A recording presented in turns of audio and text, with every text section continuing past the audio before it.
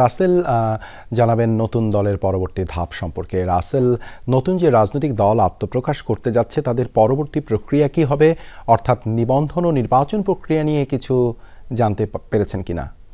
দেবাশিস, সব রাজনৈতিক দল বা ব্যক্তি যেই হোক না কেন, যদি ব্যক্তি পর্যায়ের বাইরে গিয়ে কেউ রাজনৈতিক দল হিসেবে নির্বাচনে অংশ নিতে হয়, যেহেতু রাজনৈতিক দলের মূল উদ্দেশ্যটি আসলে নির্বাচনের মাধ্যমে জাতি নেতৃত্ব দেওয়া বা তার জনপ্রতিনিধি নির্বাচনের অংশ নেওয়া, তো সেই প্রক্রিয়ায় অংশ নিতে হলে আসলে সব রাজনৈতিক দলকেই নিবন্ধন নিতে হবে। নতুন এই রাজনৈতিক দলকেও নিবন্ধনের মধ্য দিয়ে যেতে হবে যদি তারা দলীয় নামে তারা নির্বাচনে অংশ নিতে হয়। সেই প্রক্রিয়াটি এখন যেটি রয়েছে সেটি আগের, অর্থাৎ বিগত কয়েক বছরগুলোতে যে নিয়ম রয়েছে সেখানেই প্রায় 100 উপজেলায়, এই অর্থাৎ বাংলাদেশে যে উপজেলাগুলো রয়েছে 400-র বেশি উপজেলা রয়েছে, সেখান থেকে অন্তত 100 উপজেলায় তাদের কমিটি থাকতে হবে। সেটি একটি বিষয় রয়েছে। 20টির বেশি, অর্থাৎ 21টি উপজেলা, 21টি জেলায় তাদের কমিটি থাকতে হবে এবং দলীয় কার্যালয় থাকতে হবে।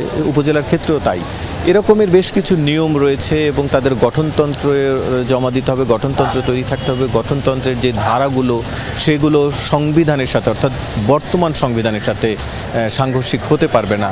সেই ধরনের বেশ কিছু নিয়মের আলোকে তাদেরকে আবেদন করতে হয় এবং সেই আবেদনের সময়টিও নির্বাচন কমিশনের পক্ষ থেকে আসলে বিজ্ঞপ্তির মাধ্যমে জানানো হবে যে এই সময়। সাধারণত আমরা যেটি দেখি, প্রতিটি নির্বাচনের আগেই নির্বাচন কমিশন থেকে এই রকমের একটি সময় দেওয়া হয়, কিন্তু এই বছর এখনও নির্বাচন কমিশন এই কার্যক্রমটি শুরুই করেনি। কারণ আপনি জানেন যে একটি নির্বাচন কমিশন সংস্কার কমিশন গঠিত হয়েছে। সেই সংস্কার কমিশন আবার বেশ কিছু প্রস্তাব দিয়েছে পুরো নির্বাচনের পদ্ধতি পরিবর্তনের পাশাপাশি রাজনৈতিক দল নিবন্ধনের যে প্রক্রিয়া সেখানেও তারা বেশ কিছু পরিবর্তনের প্রস্তাব দিয়েছে। তো নির্বাচন কমিশন আসলে সে কারণে তারা একটু দোটানার মধ্যে রয়েছে যে সংস্কার কমিশনের প্রস্তাব যদি বাস্তবায়িত হয়, যদি সেটি রাষ্ট্রপতির অধ্যাদেশ আকারে আসে, তখন সেই আলোকে তারা প্রক্রিয়াটি শুরু করবেন। কিন্তু যদি রাষ্ট্রপতির অধ্যাদেশ আকারে না আসে বা ঐক্যমত গঠিত না হয়, তাহলে এই পুরনো পদ্ধতিতেই তাদের এই প্রক্রিয়াটি শুরু করতে হবে। যে কারণে তারা এই অপেক্ষায় আছেন।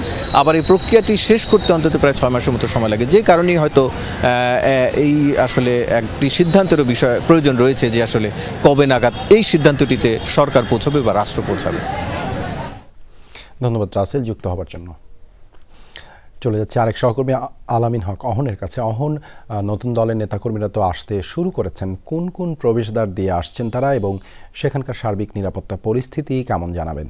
শুক্রবার ছুটির দিন, যে কারণেই সড়কে যানবাহনের চাপ কম রয়েছে, সেটি সুখবরই বটে। মানিক মিয়া এভিনিউ 1.5 কিলোমিটার সড়কের এই জায়গা জুড়ে প্রায় 1 কিলোমিটারই মঞ্চ এবং তার পরবর্তী যে অংশ সেটি রয়েছে। আইনশৃঙ্খলা বাহিনীর সদস্যরা রয়েছেন, পুলিশের বেশ কিছু সদস্য কিছুক্ষণ আগেও তারা নেমে ভিতরের দিকে গেলেন এবং এর বাইরেও মোড়গুলোতে আমরা দেখছিলাম পুলিশের ব্যাপক উপস্থিতি।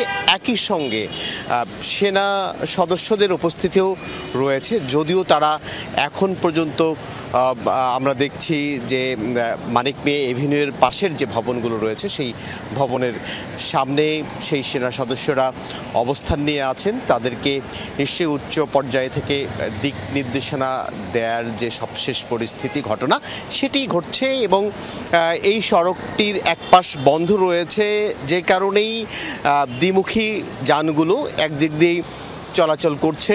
এবং আপনাকে বলে রাখি যে এই যে সড়কটি যেটি ফার্মগেটের দিকে গেল, সেই বাসগুলো কিংবা যে যানগুলো রয়েছে সেগুলো এক পাশ ধরেই যাচ্ছে এবং আমি এখন যেখানে দাঁড়িয়ে রয়েছি ঠিক এইখানে ডাইভারশন রয়েছে।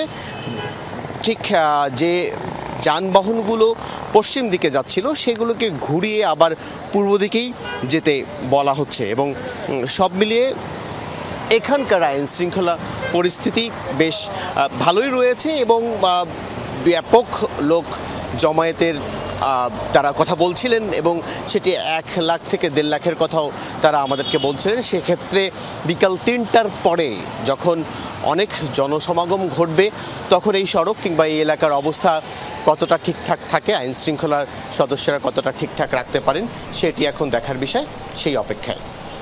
ধন্যবাদ অহন যুক্ত হবার জন্য।